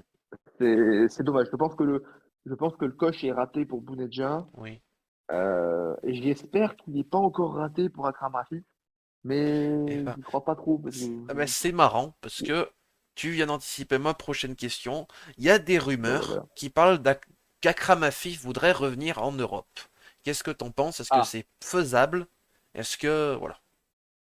alors, euh, faisable. Non, on va pas commencer par faisable. Je vais commencer par souhaitable.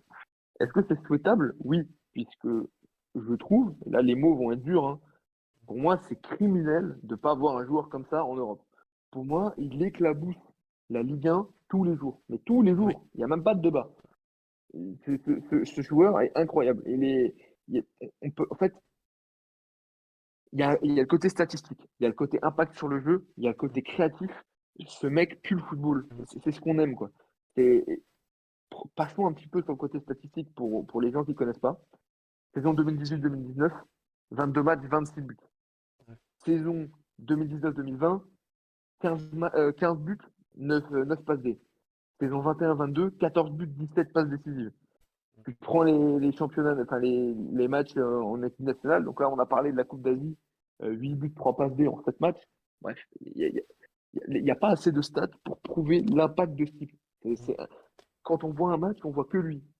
Il est toujours là sur son aile gauche, il repique, il fait des 1-2, il crée, il lance des gens en profondeur, il trouve les solutions.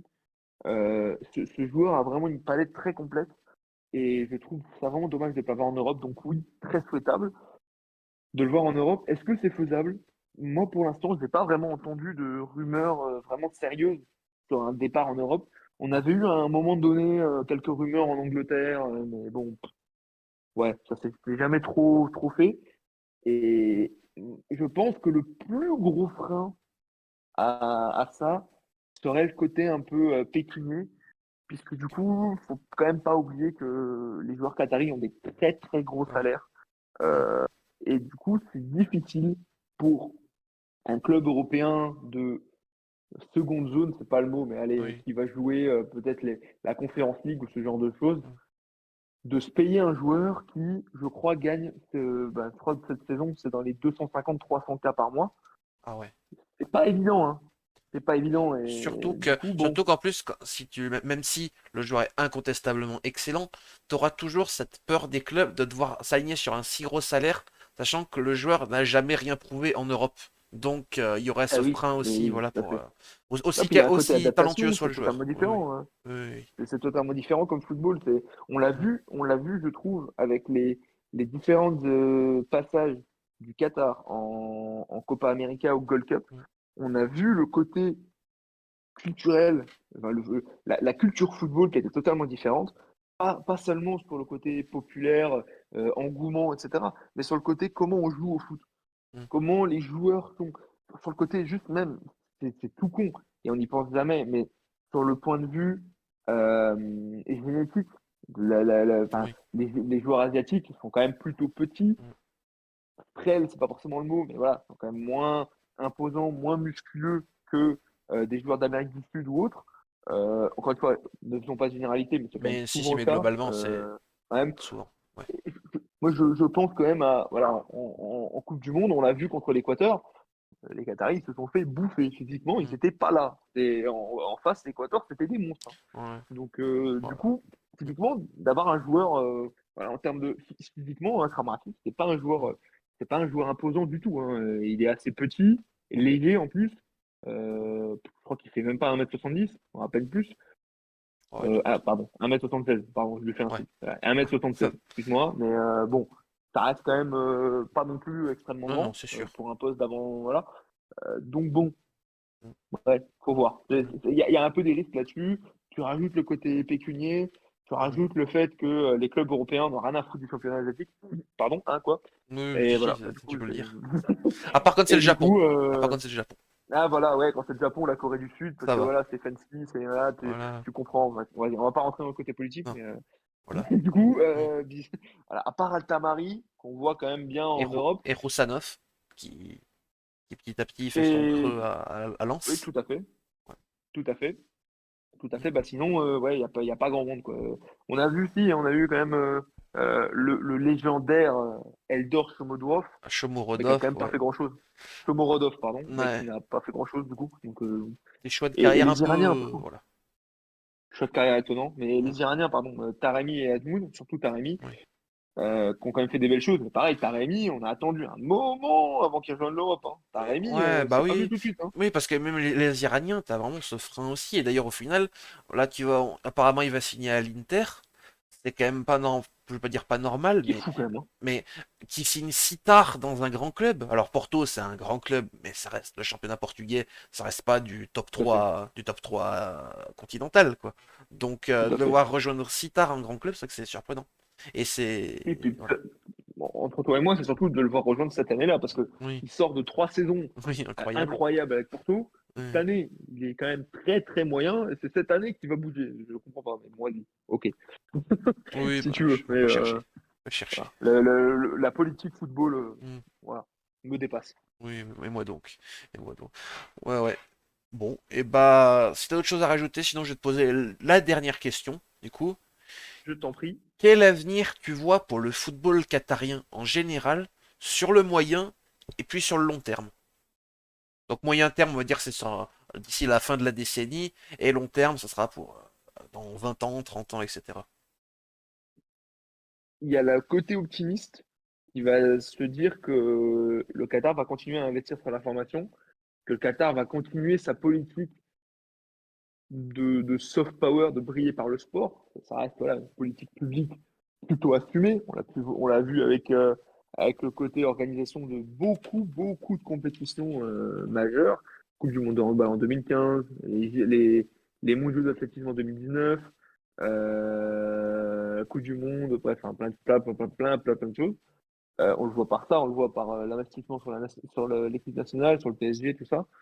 Je pense qu'ils vont continuer à investir là-dessus. Et donc, si on est optimiste, je pense que à long terme, ça peut donner des belles choses et ça peut pérenniser le Qatar comme une des grandes nations football asiatique, avec les Corées du Sud, Iran, Australie, c'est Australie, l'Asie, mais ouais, on s'est Oui, compris, oui, de la Confédération AFC, Arabie Saoudite, etc., Japon, mais faut voir, parce que pour l'instant, le Qatar, c'était un no man's land footballistique pendant des années. Allez, il y a eu la période dans les années 70-80 avec Mansour Moukhtar, qui était légendaire. Ce mec est légendaire aussi. Faudrait faire. Il mériterait un livre, ce type. ah, Le mec est légendaire. Et très grand attaquant, vraiment légendaire des années 70-80, sur le continent asiatique en général. À part cette époque-là, le Qatar n'était rien sur la scène footballistique enfin, asiatique. Et j'ai peur, si on est plus pessimiste, qu'on retourne un petit peu dans ce no man's land avec un petit peu le manque d'émergence de nouveaux talents, de nouveaux joueurs pour l'instant. Ça devient assez urgent. ouais, Ça fait maintenant 6 ans donc, que le premier titre est arrivé. On était sur une génération qui avait en moyenne 25-26 ans. Maintenant, on est sur du 31 ans. hmm, C'est le même groupe. Bah, en 6 ans, on n'a pas vu un gars. Quoi. On a vu deux. Si, pardon. On a vu oui, Mohamed Ouad, Mechal Barcham et un petit peu Jassem Gaber, Youssef Abdorizag, etc. Mais ça hmm, reste quand même très léger par rapport oui. aux autres. Bon, c'est inquiétant, quoi. Donc, bon, faut voir si. Pas que ça fasse un phénomène. Alors, attends, J'ai envie de j'ai dire pas envie de dire de bêtises sur le nom. un peu comme le Koweït aussi, qui a à la fin des années 70, début 80, été un monstre en Asie, avant de petit à petit décliner. Puis là, maintenant, le De Koweït était disparaître. Ouais. même pas à la Coupe d'Asie, quoi. Et je pensais aussi aux Émirats Arabes Unis avec Mhm. la période Omar Abdulrahman, si je ne me trompe pas, qui Oui, était meilleur espoir asiatique à un oui, moment donné, 2016, je crois, ou 2015, si je ne me trompe oui, pas. quelque chose comme ça. Meilleur joueur asiatique, je crois. Mhm. Et qui, ben, en fait, bon, ben, voilà, ça avait fait quelques petites choses avec d'autres joueurs comme Ali Maprout, etc. Mhm. Et depuis, bah, plus rien, quoi. Donc, j'ai peur que ça passe un petit peu comme ça. Toutes les sélections nationales ont des cycles. Même la France a eu un cycle pas terrible, hein, Oui, il n'y a pas si longtemps que ça. Donc à voir. Mais j'espère par contre que ce ne sera pas une vague, une vague de fou, parce que sinon ça va être compliqué. Hein.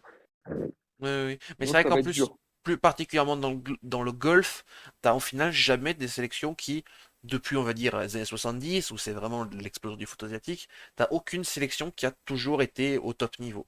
Même l'Arabie, Ouais. fin d'année 2000, début 2010, c'était compliqué. Le Koweït, depuis le milieu des années 80, il n'y a plus rien. Les Émirats, du coup, on est dans un creux, même si ce qui arrive pour les Émirats peut éventuellement laisser un peu, on va dire, optimiste pour ce pays-là. Mais voilà, Oman, c'est un Oui, pays qui est en pleine explosion, mais qui a longtemps été dans une situation très compliquée avant l'arrivée de Paul Le Guen en 2011. Donc globalement, c'est vrai que les nations du Golfe, elles ont du mal à être constantes sur le long terme. Donc c'est ce qu'il faudra scruter ouais, pour le Qatar. tout à fait. Tout à fait, tout à fait. Et c'est le mot de la fin, j'imagine? Attends, est-ce que des gens ont des questions? Ah, Je sais pas s'il y a des questions. T'avais une anecdote aussi sur Barcham, que tu m'avais dit pour la fin du tout à live. fait. Tout à fait. Alors, Michel Barcham, qui du coup est le gardien titulaire du Qatar, titulaire indiscutable lors de cette Coupe d'Asie, qui a commencé à s'imposer donc depuis maintenant un peu plus de 2 ans, qui a supplanté Fahad Al-Shib à Al-Sadd, du coup, qui a supplanté le gardien titulaire au Qatar habituellement depuis maintenant, qui était titulaire pendant 6 7 ans. Il l'a un peu remplacé depuis maintenant 2 ans en club et maintenant en sélection, avec aucun doute possible. Et donc, ce très cher Barcham, qui a été élu meilleur gardien de la compétition, et le frère d'un certain Mourtaz Barcham, grand champion de saut en hauteur, de saut en hauteur, du coup, en athlétisme, Ok. champion olympique en 2020 aux Jeux de Tokyo, vice-champion à Rio en 2016, qui a remporté la médaille d'or au championnat du monde d'athlétisme en 2019 à la maison au Qatar, qui est donc une très très grosse star sportive au Qatar. Et donc ces deux hommes sont donc frères. Ah bah, Donc, c'est ouais, ouais, donc les parents ont fait mhm. une progéniture très très sportive, Ouais, très performante en tout cas. très Donc performant. Ouais. beaucoup de gens ne le savaient pas. Et d'ailleurs c'était gardé un petit peu secret puisque la petite, il y a une petite, allez, une petite, comment on appelle ça? Différence au niveau de la romanisation de leur nom, Ah, puisque donc ok. en arabe ça s'écrit pareil, mais la romanisation de l'athlète de 100 hauteur, Mourtaz, était donc romanisé Barkim, et le joueur Ah, de foot, Meshal, était romanisé Barcham, ok. qui au final a créé pas mal de confusion pour beaucoup de personnes, mais ça avait été confirmé il n'y a pas très longtemps, et aussi par un petit geste qu'on a pu voir discret, mais qu'on a pu voir sur le podium de la Coupe d'Asie en 2023, là, lorsqu'il a reçu son trophée, c'était les lunettes un petit peu Robocop que tu as pu voir. Ah, C'est les lunettes qu'avait mis Monstas Barchim lors de son titre olympique en 2020, en 2000 enfin, 2021, du coup, à Tokyo, au JO de Tokyo. Euh, Grand moment aussi, c'est un grand moment de sport. Si tu te souviens, je sais pas si tu avais suivi les JO d'athlétisme en 2021, mais c'était le moment où Gianmarco Tiberi, si je ne me trompe pas, et donc Mortaz Barsim, en son hauteur, avait partagé la médaille d'or, ah qui oui. n'était pas arrivée depuis très très très longtemps. Ils avaient été tellement bons les deux qu'ils n'avaient pas réussi à se départager. C'était des grands amis au fil des années. Je crois que les deux se sont beaucoup soutenus. Les deux ont eu des graves blessures. C'était soutenu un peu à ce moment-là. Et c'était un grand moment de sport que de voir, Mm. de les voir tous les deux avec les médailles d'or, un peu se congratuler. Il y avait pas mal d'émotions aussi. Donc c'était un grand moment, quoi. Ah, Bref, ouais, ouais, c'était côté anecdote. je t'avoue que je suis pas beaucoup l'athlétisme, mais cette image, je m'en rappelle. Parce qu'elle avait Voilà, pas mal ça, je tourné. pense que tout le monde l'a vu. Oui, oui, Tout oui. le monde l'avait vu, le truc avec l'arbitre. Est-ce qu'on peut l'avoir tous les deux? Oui. Et puis ils sont dans leurs bras et ils sont tous les deux heureux Ouais, comme ouais. enfin, Mm. et enfin voilà. Bref. Ok, Donc ok. c'était la petite anecdote du jour. Eh ben, est-ce que t'as d'autres anecdotes? Ou, voilà. Non, non, là je crois que des anecdotes, j'en ai 150 000, mais Oui, mais il voilà. faudrait faire 8 lives. Donc Mais sinon, ces anecdotes, vous pourrez forcément, on va clôturer ce live et vous pourrez les trouver du coup sur le compte Twitter de QatarFootFR. Voilà, donc n'hésitez pas à aller suivre parce que là, franchement, en tout cas, ça a été vraiment, vraiment très intéressant. 1 heure et demie très intense en termes de contenu et voilà, franchement, t'as bien su, je pense, expliquer pour tous ceux qui sont vraiment pas familiers avec le football qatarien. Donc, bah, merci d'avoir accepté l'invitation et voilà. merci à toi de m'avoir invité. Voilà. Du coup, pour ce live sera du coup reposté du coup sur YouTube. Voilà. Et puis voilà. Est-ce que tu as un mot de la fin avant qu'on coupe? Bah, je vais te le laisser, je pense, parce que bah, sinon, non, si, attends, mot de la fin. Bah, j'espère qu'on se retrouvera pas dans l'oubli après Voilà. six belles années de foot qatari. J'espère que, allez, peut-être pas la prochaine. Ouais, non, la prochaine Coupe d'Asie, c'est quoi? C'est dans 3 ans? Ouais, en Arabie, en Ah, plus. allez, dans 3 ans. On l'a remet? Le petit triplé? On se la remet, on fait la passe de 3. Bah, ça Voilà. va être compliqué, mais on sait Ah jamais. bah, vous seriez la seule sélection avec l'Iran à réussir ça. Voilà. Et ben voilà, donc on me retrouverait à poil dans Paris, pardon. Si ça arrive, mais Oh, bah, non, mais voilà, bah, on verra. Mais, hmm, mais déjà, pas sombrer dans l'oubli, ce serait bien. ok. Bon. Ce Et sera super. bah, merci. Bonne soirée à toi. Bonne soirée au chat. Et puis voilà. Et je referai ça, je pense, à l'avenir. Au final, ça s'est pas si mal passé malgré les problèmes en début de live. Donc voilà. Bonne soirée à tous. Je vais couper le live directement, même pas de musique, hein, tant pis.